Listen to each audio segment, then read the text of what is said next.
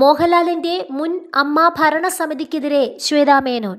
താരസംഘടനയായ അമ്മ നേരിടുന്ന സാമ്പത്തിക പ്രതിസന്ധികൾക്ക് കാരണം നടൻ മോഹൻലാലിന്റെ നേതൃത്വത്തിലുണ്ടായിരുന്ന മുൻ ഭരണസമിതിയാണെന്ന് നടി ശ്വേതാ മേനോൻ വാർത്താസമ്മേളനത്തിൽ ആരോപിച്ചു.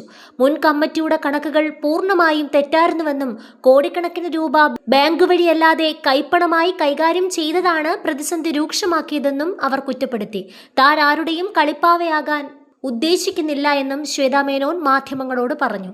മുൻ കമ്മിറ്റിയിലുണ്ടായിരുന്നവർ വരുത്തിവെച്ച വിനകളാണ് ഞങ്ങൾ തുറന്നുകാട്ടിയത്.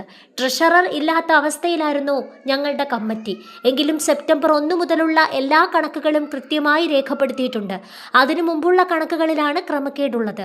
ഇതിൽ നിന്നെല്ലാം ഒഴിഞ്ഞതിൽ ഇപ്പോൾ ആശ്വാസമുണ്ട്.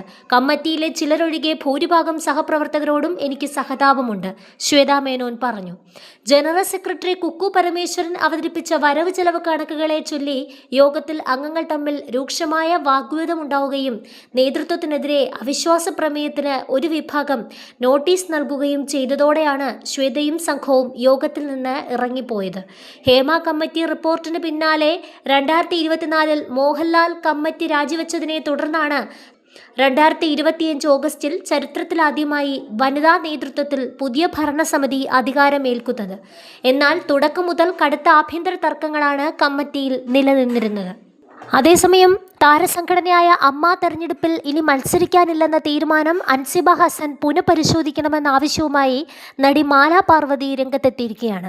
അൻസിബയുടെ തെളിഞ്ഞ ബുദ്ധിയും കഴിവും സമൂഹത്തിന് ആവശ്യമുണ്ടെന്ന് മാലാ പാർവതി സാമൂഹിക മാധ്യമങ്ങളിൽ കുറിച്ചു.